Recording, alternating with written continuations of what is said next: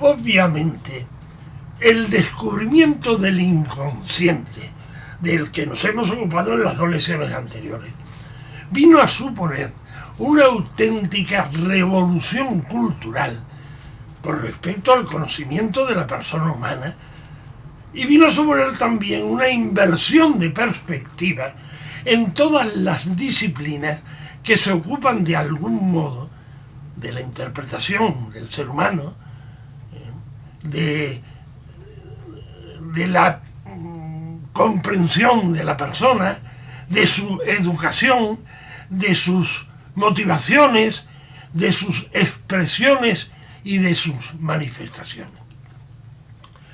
La parte sumergida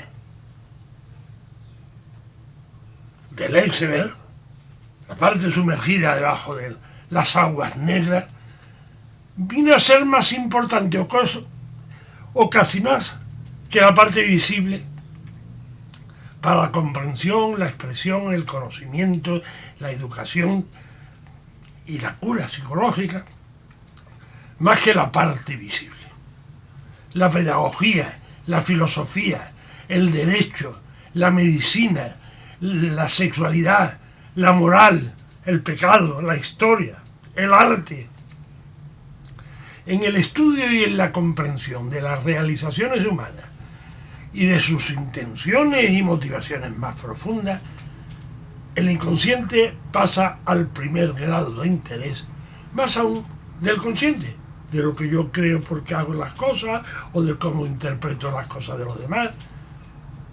Cuando decimos no puedo obrar así, no puedo comprender por qué obré así o de esta manera, no era yo mismo cuando hice esto, no sé lo que me pasó, qué sueño más raro he tenido, era yo pero no era yo. Todas estas dudas sobre uno mismo empezaban a encontrar o a vislumbrar sus claves.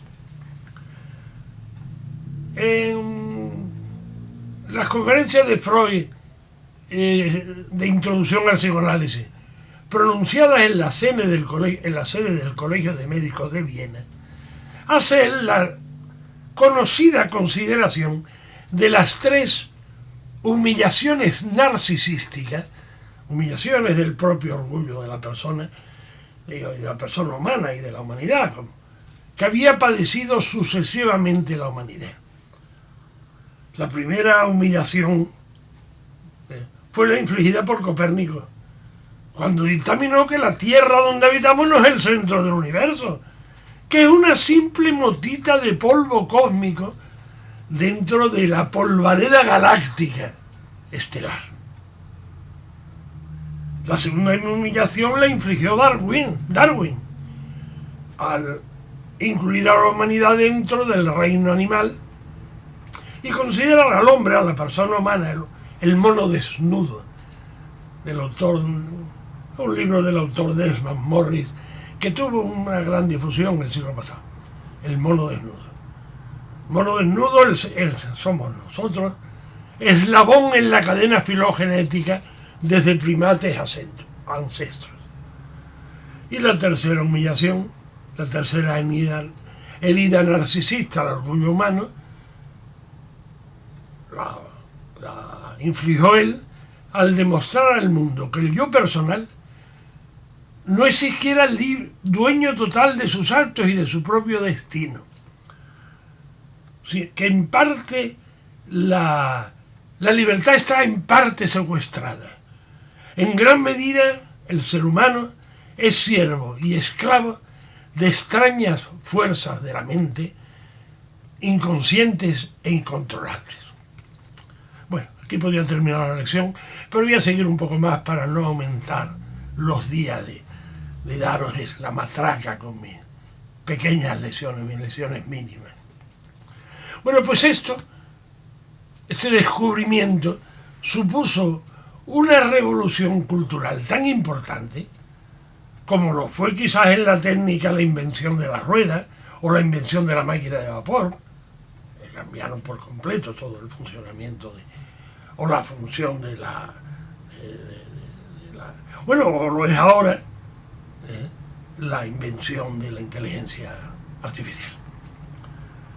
Hasta entonces las filosofías clásicas pensaban que solo había dos estados de conciencia posibles: el de inconsciencia, el estado inconsciente, cuando la persona está dormida o desvanecida o en coma,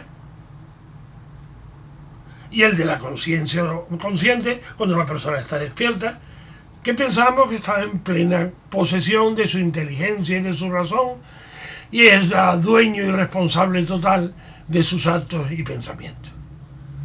Bueno, pues desde esta convicción habíamos entendido y fundamentado la filosofía, la pedagogía, la moral, con el tema de los pecados sobre todo, la religión, la historia, el derecho, la psicología, si interpretábamos los actos humanos, en la psicología, todo, hasta que llega Freud y pone de manifiesto la influencia de mecanismos inconscientes, de razones y anhelos ocultos y subterráneos, que impulsan nuestros actos y determinan nuestros comportamientos, y que si podemos, bueno, y que trastornan a veces nuestros sueños, y crea una ciencia para desvelar el inconsciente y para curar a los trastornos de la persona a través del inconsciente. Y esta ciencia es el psicoanálisis.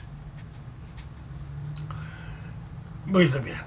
Estas observaciones y conclusiones quedan bien explicitadas en un texto que voy a leeros corto, de un biógrafo de Freud, Marcus. El título del libro es El misterio del alma. Dice así: con el psicoanálisis de Freud no solo se abría un nuevo campo a la psiquiatría, sino que se revolucionaba toda la medicina.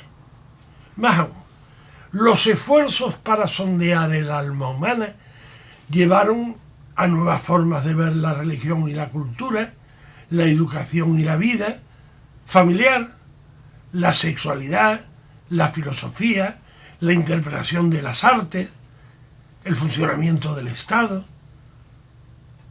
Rara vez las ideas de un científico han influido en su generación y en las siguientes tanto como Freud cuando describe la anatomía del alma. Gracias, ya termino.